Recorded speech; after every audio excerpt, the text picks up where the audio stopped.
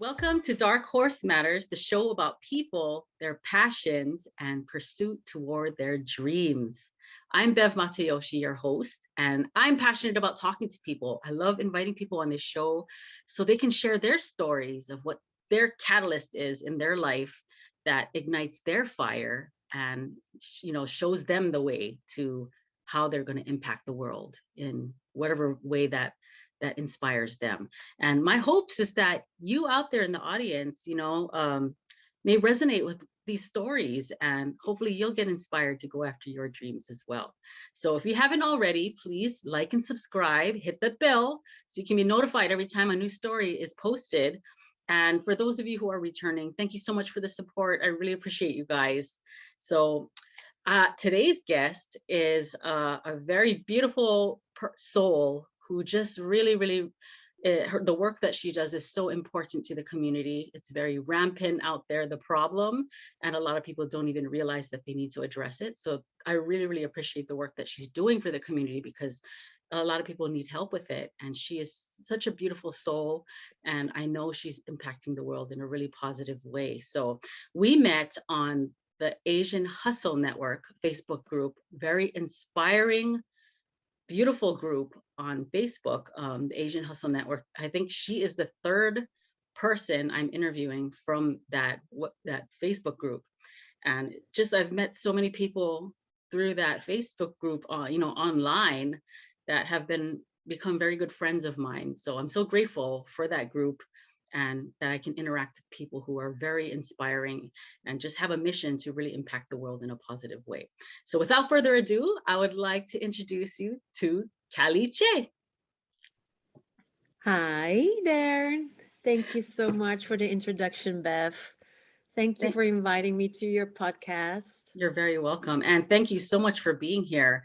I've been looking to interview someone about this topic that we're going to talk about today for a while now. I just didn't know who. So I'm so grateful that we found each other, on the internet, which is just so random. But nowadays, I guess it's normal, right?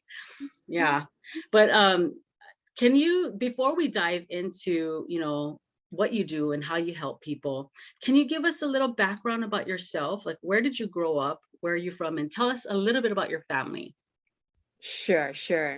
Okay, so I am born in the Netherlands, in the capital city, Amsterdam.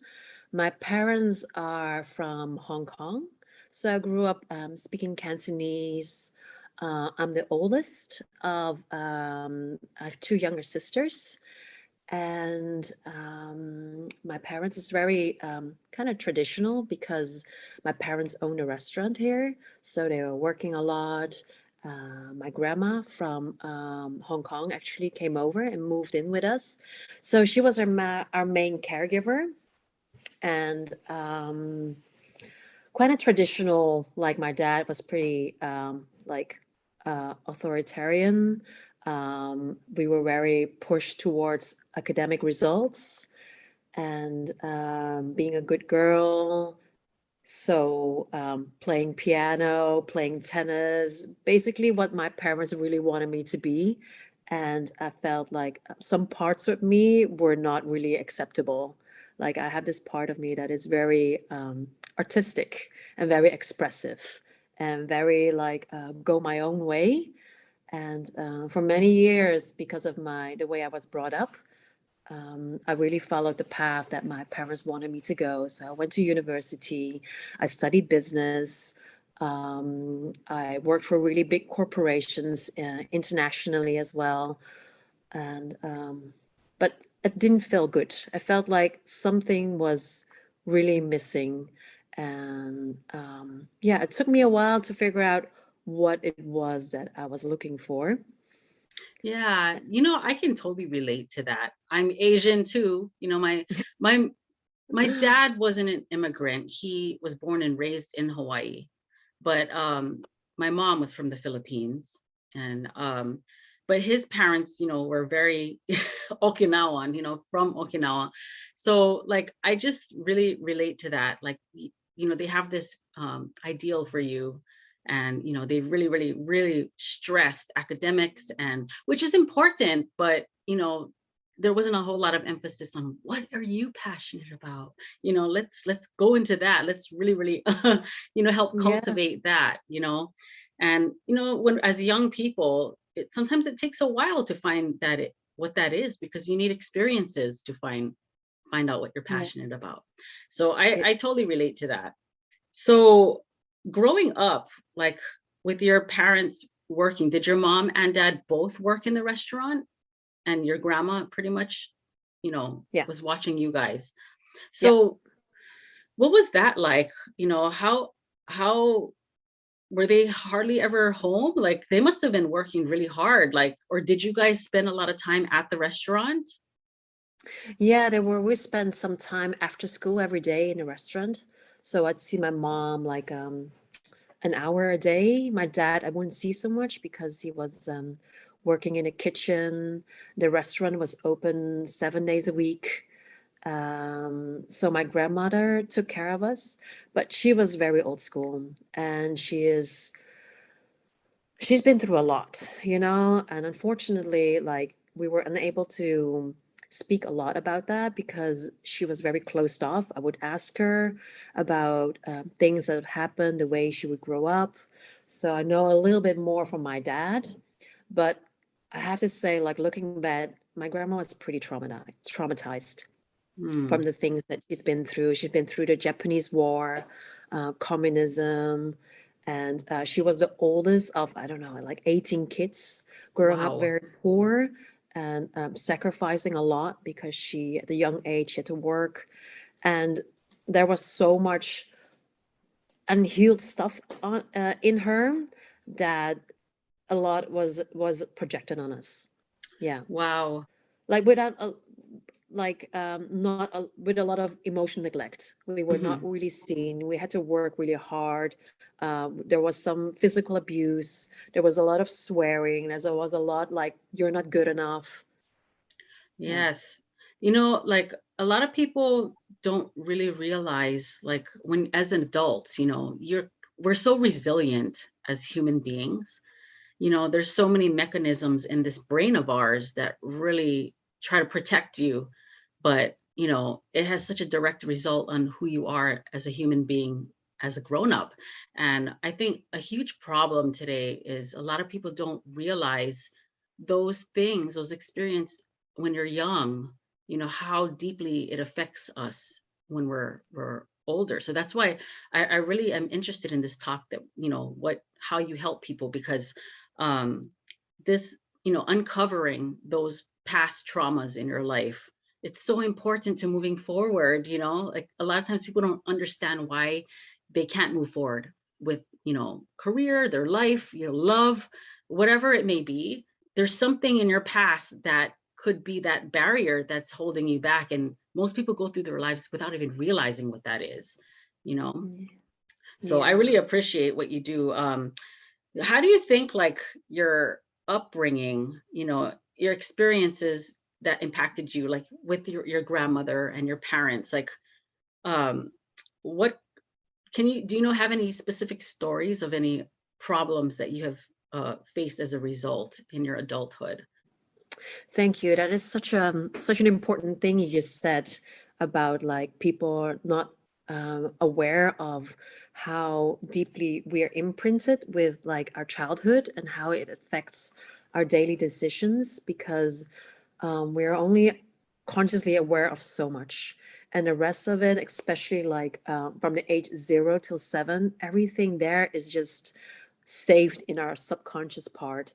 And the subconscious is also very much related to the emotions, to the body. So sometimes with our brain, we can just not catch it, but our body knows it and we can feel it. Like especially when we feel like, oh, my reactions are exaggerated, or um, my body feels pain like this, I can't breathe properly. These are all like blocks that are stored in our body, and our body holds so much wisdom if we listen to it. It's just in this society, the head is just so glorified. We figure everything out with our brain, but it also shows that the body doesn't feel very safe. There's a lot of anxiety in there. Our body might feel pain, so we tend to run away from these feelings. So yeah, I'm so glad you pointed that out. Mostly work with those subconscious blockages that have happened and that are stored in the emotions in our body and prevents us actually from living the fullest life and to your full potential. And When you're growing up, like, I don't know, like with you and your sisters, were you guys really close, or how far apart are you guys in age? yeah, like me and my sister, like my middle sister, we are she's 3 years younger than me, and I have another sister, she's 9 years younger than me. Oh, you guys have a And pretty big gap then. yeah, there was a pretty big gap. But it's also like there's like certain mechanisms that might play in the family. For example, there is this mechanism that, for my grandma, for example, that I was very much scapegoated and she was treated like the golden child. I don't know if you ever heard of this dynamic. I have heard of this, Yeah. these actual terms. And it's, can you explain a little bit more about what that means, what a scapegoat is and a golden child? Because just to the audience who haven't heard those terminologies before. Sure. Like I was seen like as the family's problem. You know, like everything because I'm the oldest, I had to be responsible. I had to take care of my sister. So whenever something wasn't right, it will be my fault. If my sister was crying because she fell, it would be my fault because I should have taken better care of her. Or when something doesn't go the way my grandma wants, it will be my fault. So that will be like an example of the family is scapegoat. Like the problem is because I'm not listening, because I am not understanding. So basically, a lot of the blame on what have happened of the dysfunction within the family was put on my shoulders. And then you have like the second child, which was at the time she was the youngest, so she couldn't do anything wrong. She was very sweet. She was young. She was innocent. So to my grandma, she was like a little angel. Hmm. And there was play out this dynamic of my sister of being like very she cannot do anything wrong. So whatever thing goes wrong, it would be my fault. Right. And yeah, and she would, and both parts have a lot of pain, you know, because of course I've been through a lot of pain being the blame of the family, but my sister was also like being the golden child. Your parents also have certain expectations of you, like you would not be fully seen for who you are, but you will be fully seen as in like you have to behave. Because my sister was a bit more quiet, and she was kept that way because good girls do that, and Hmm. that's what she yeah, what she took on as the golden child. That's very interesting, because the golden child, the struggles they have to face is, am I ever going to measure up to your expectations, right? But the scapegoat, everything I do is wrong, like I can see how that can just really create a dysfunctional dynamic in a family. And there's one more that you didn't mention that I've learned about. It's the invisible child. And a Yeah, lot of times there's the golden child, there's the scapegoat, and then there's the one who is just not noticed at all, that just disappears into the background, yeah, you know, yeah, yeah, with very, very important, um, you know, way to look at family dynamics. Because if you can see it that way, it can really help you with your communication with your kids. I think parents all need to learn these concepts, so you can try to have a healthier communication system in your family, and you're not trying to put those labels or um, that kind of dynamic in your family. It's so common.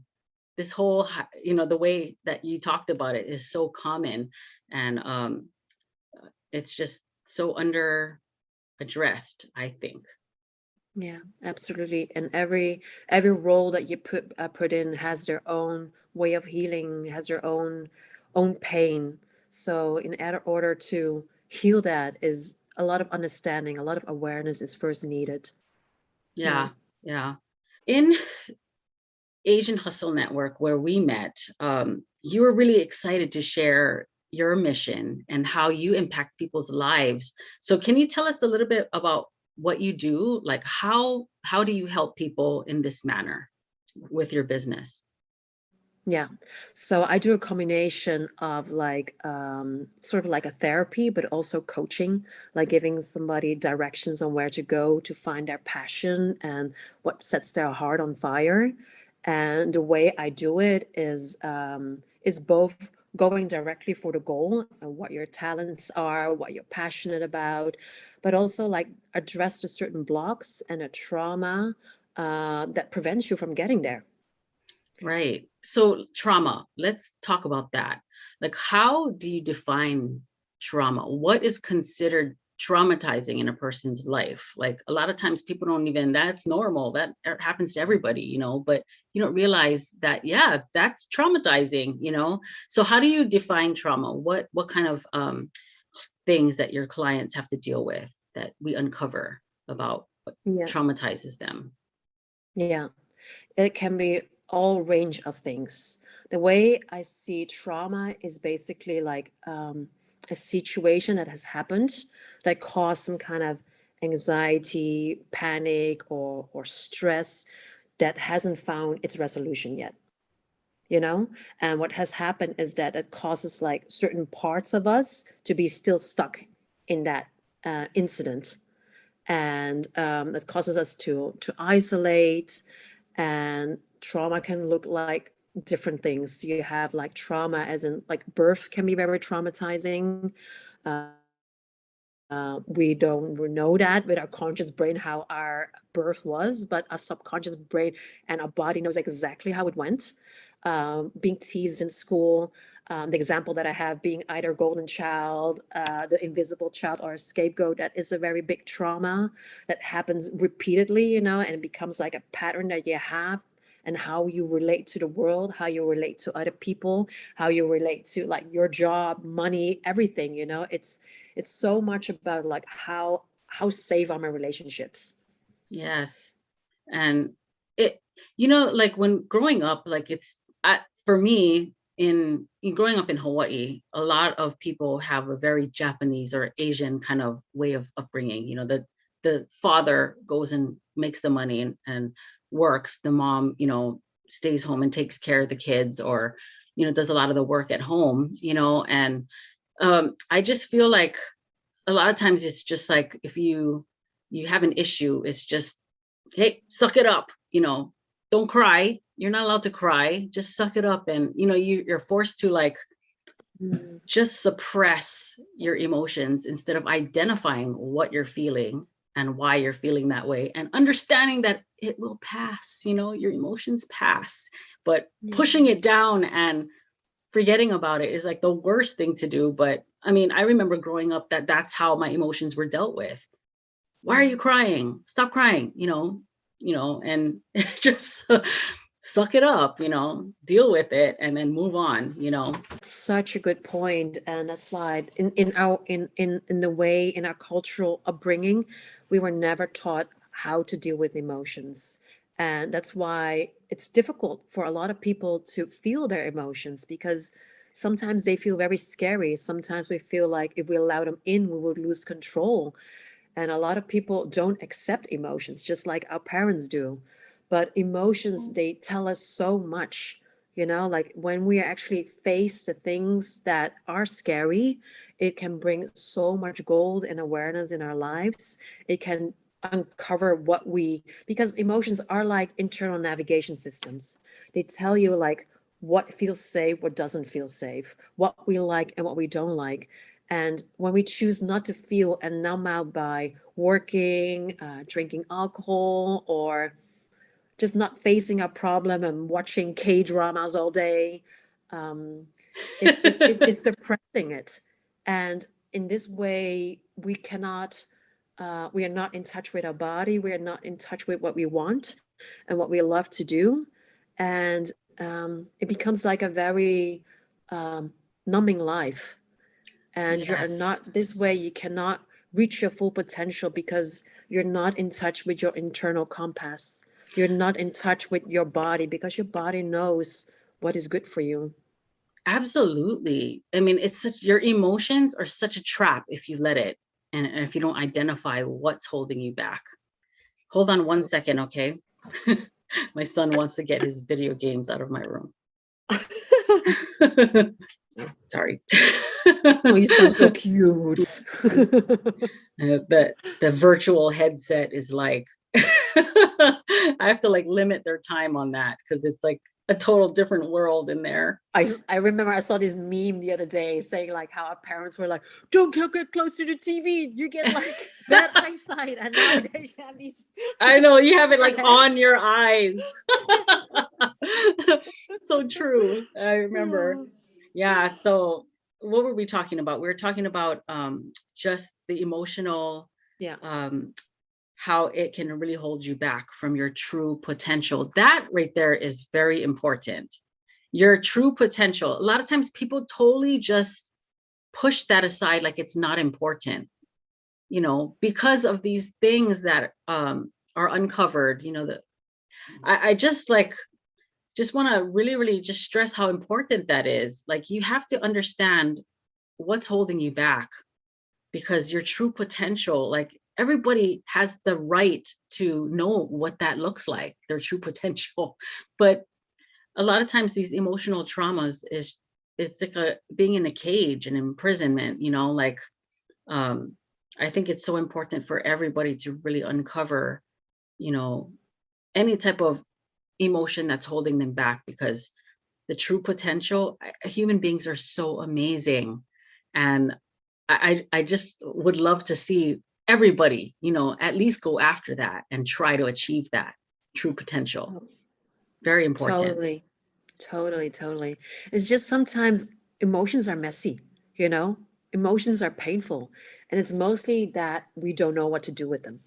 We are scared that it will overwhelm us, that it would consume us. And emotions can be also very mixed.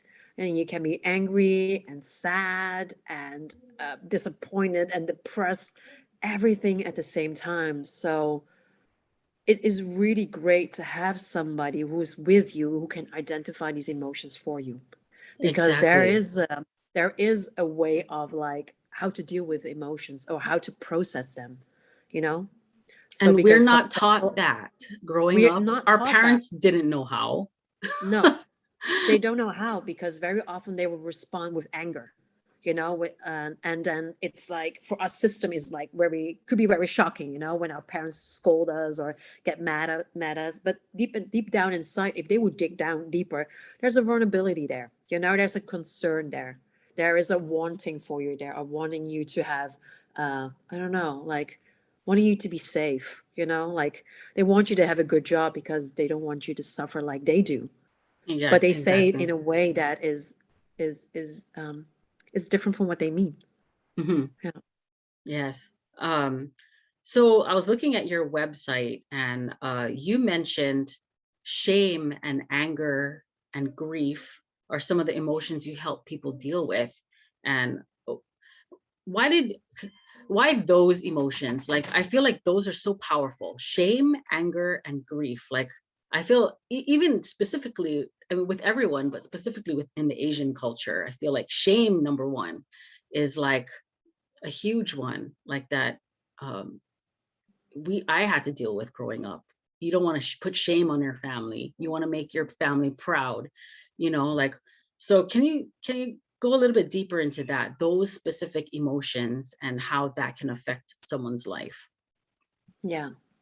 Like shame is very much a control mechanism. It's very much like making you feel bad, and in order for not to feel that, you are actually um, excluded from the group, because that what shame does is like pushing you away. Like this is good, this is the good group, and shame means like you're out of this group. You're not good. You are bad. You are a bad person. And in order for you not to feel like that, you have to behave exactly the way we want you to feel or do. And Right. that's where shame becomes like a very controlling mechanism. But it's so painful because it really goes to the deepest core of us, that we are not good as a person. Our being is not good. Our existence is not good. Right. So in that way, shame is very effective. But what Yeah. happens also, we internalize the shame. We internalize the voices of our parents. So even though our parents are not there, we still carry that shame within us. And we know internally, like, if I do this, this is good. My parents would approve. They Mhm. will be proud of me. However, if I choose something else, for example, like if I choose to study business, it will be good. However, if I turn into spirituality, or if I do singing and acting, that would not be good. That will bring shame over my family.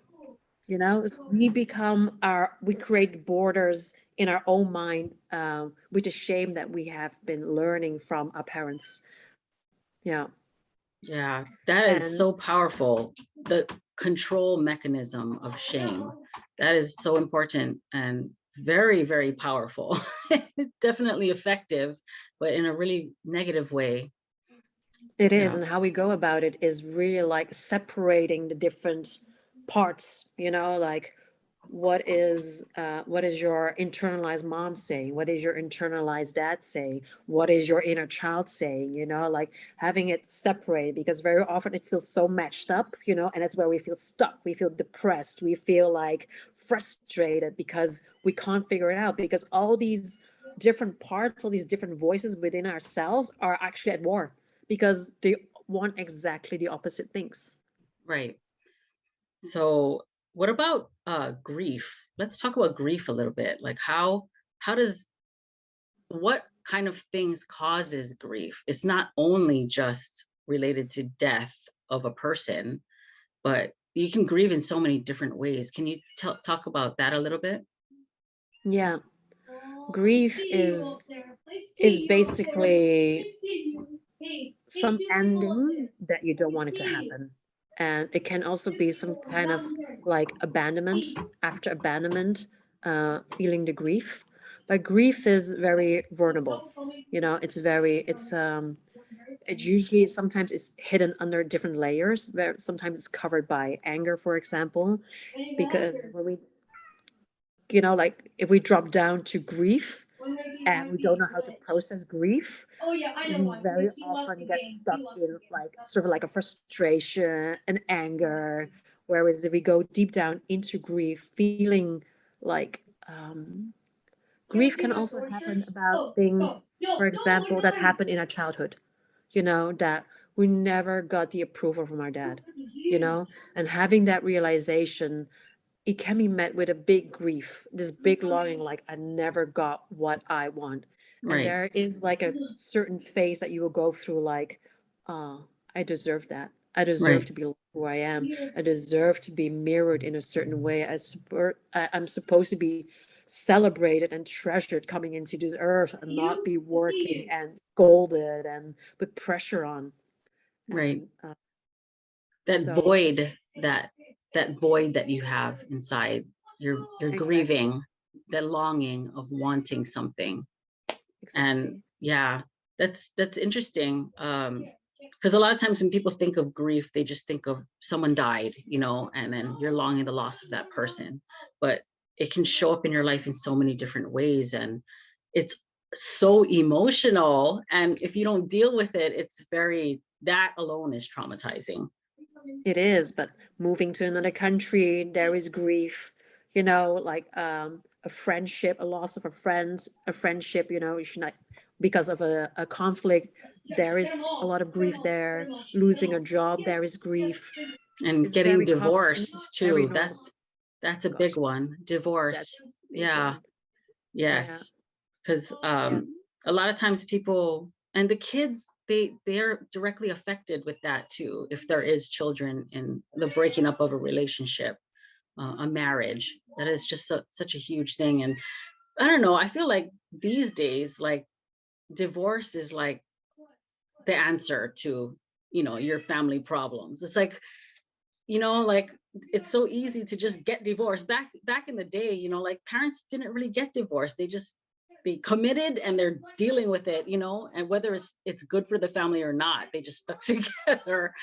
But I don't know, like i feel I feel like it's so rampant out there, and then the emotional happenings, from a breakup like that is not dealt with in the right ways, and it just creates so much trauma in everybody surrounding the whole, um, the whole breakup. So Can you kind of go into that a little bit? Like, have you ever helped people who was going through a divorce? Yeah, yeah, totally. I'm divorced. I'm separated myself, and I have a daughter. She's 7 years old. And yeah, I totally agree with what you say that our parents really like stuck together, whether it works or not, whether they love each other or not, it doesn't matter. There's just so much shame around divorcing. And in our generation, yeah, there's a lot of divorce, but it's also because we've never taught like conflict resolution. We've never taught about how to communicate our emotions, also communicate our vulnerabilities, communicate our needs, because very often we just don't know what's happening in the other person's brain. We don't know what he or she feels. But it's also because very often we don't know what we're feeling. So if we don't know what we're feeling, we also don't know what we need. Right. And then also not express that. So I hope that that will be the new thing of learning how to have these conversations with each other and not pointing necessarily fingers, but really like taking your own emotions at heart, and taking the other person's emotion at heart, and then having an open conversation about that. Yeah. Instead of just throwing the lawyers and having them beat it out. That is like the worst way. And then the two people Exactly. with conflict don't even interact with each other. They're not allowed to talk to each other, only the lawyers. That is like, if the kids are involved, that is like the most unhealthy way of dealing with it, I think. Because I've met some couples who have separated that have a really healthy relationship, and that is beautiful to see. And I feel good that, I've seen what that looks like, Yeah. where people can separate, and the relationship together was not good, but they can separate and still co-parent in a healthy way and have a good relationship with each other. Like, that is beautiful. And I know it exists out there, but like, there's a lot of people that would rather just let the lawyers beat it out because they're too afraid to deal with the emotions. It is I have to say, like, luckily I have a good relationship with my ex, a very good relationship. And our co-parenting goes really well. We really respect each other's qualities, and I'm really grateful. I'm really grateful that he's here. Uh, our the way we co-parent is great, like but I remember when we first separated, it was so painful. I was so mad. I was so mad all the time. And I could only see his flaws and things he's doing wrong. And I was very back and forth like, is it my fault that we broke up? And then I'll be like, no, it's his fault. And that was really painful. And we probably went through the same thing, but we had a mediator, and that really helped us getting through the anger, but not bypassing the anger, but really Hmm. dealing with the anger and going to like the sadness that we have, because underneath all that anger, we were both actually really sad that we didn't make it, Hmm. you know, and the intention was very much to want to be together. He Right. had the best of intentions for me, I had the best of intentions for him, but it just didn't really show up in behaviors, but the Right. intention was there.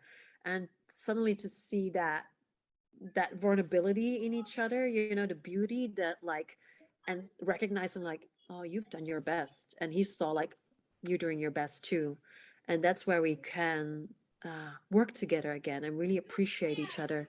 But it's very much in like processing your emotions, Yes. and it's And really painful because it's really hard being a single parent as well, so yes. there's a hardship there as well. There's yeah, like there's madness, and there is grief, there is loneliness, there is rejection, maybe some abandonment, maybe you're cheated on. Yeah. There's a lot there. Yeah. And I feel like, um I'm so glad that you said that, when you can recognize, each other's, what they sorry. Hello there. Sorry. What's the matter? Huh? Huh? What do you need? I'm so The sorry. hug. No, take your Uh, time. Take your time. I really like to see this actually. Like, yeah. you can just give her a hug. Hi. What do you need? Hello, dear. Look at my friend. This is Miss Calee. Say hi to her. Oh, hey What there. do you need? Hmm? Just a hug from mommy. Hold on one sec. No, it's okay, Bev. No, just take your time. I'm right here. Take your time. I know this is important too. What do you need? Huh? Okay. You want to sit here? She wants to sit here in the interview. Yeah. Aw. For me, it's okay. Totally okay. Oh gosh, she's Aw, beautiful. thank you. Oh, she can't hear me, huh? What's No, her it's in the name? headphones. Yeah, Malia. Malia. Malia. Yeah. Beautiful name. Okay, so where were we? Okay, what I wanted to talk about now is I just remember when I first became a mom, you know. Close the door, honey, so I can hear you. When I first became a mom, all the crazy emotions involved with being a mother, and I had two like back to back. So I had, a little 1-year-old and then a newborn baby when she was born. Yeah. It was a lot, like there's a lot of points during that time that I don't even remember. Like I blocked a lot because lack of sleep, working so much. I was working 6 days a week at the time. So they were like newborn, I mean, like real small, but I barely saw them. I was always working. And, just the emotions of being a mother. And, you know, I just want to know like your journey of helping people in this manner. Do you think that single motherhood had a lot to do with inspiring you to start this business? Yeah, I can so relate to you. Like, I think like the first years, I felt like my system was just on survival mode. Yeah, It was just survival mode. It was hormones, and there was a lack of support at the same time, and actually having no clue what to do. Like, this baby is born and is put on your lap, and now you're responsible for this new human. And I had no idea. And I also realized that the way I was brought up wasn't really healthy. So I didn't even have a reference point. I was also just left alone a lot. So I was thinking like, how should I do it? I had no idea. right. And working a lot. Well, I can imagine how you do it. It must have been insane having two kids and working 6 days. It's that Yeah, is hard. That is hard. And currently, the way the society is shaped is not very beneficial for moms, or even like a household, with a mom and a dad and kids.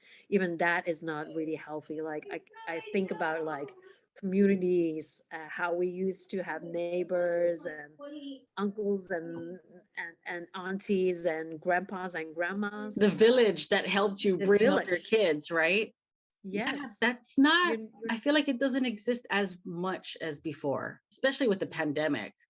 no, It just no. really isolated people and forces people to not build that strong community that we had in the past. Like I feel growing up, like we had a pretty big community to help us. My mom with, 5 girls, that's a lot on her plate. Five It's a girls, lot. Yeah. and we had that crazy dynamic too that you were brought up with. Um, Yeah. but yeah, I just can see like these emotions of being a mom and emotions of being a single mom.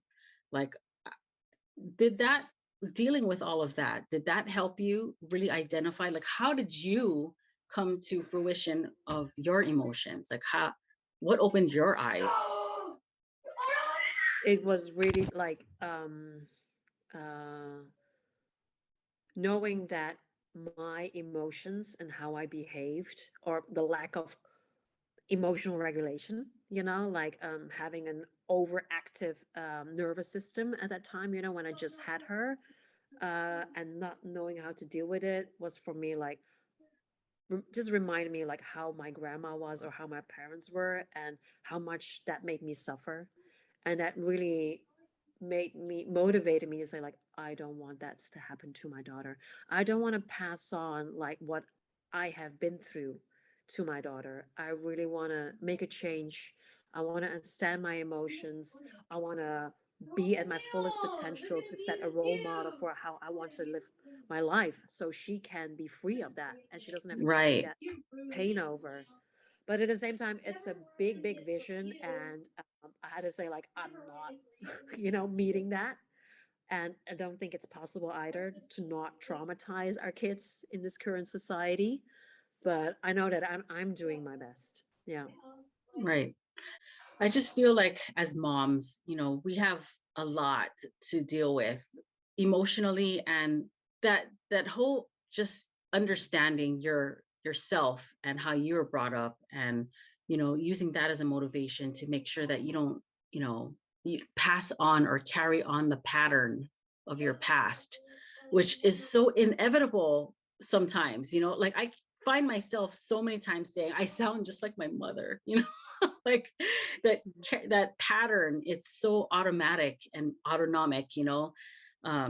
But just being aware, that's so important, because you cannot change anything unless you're aware of what needs to be changed.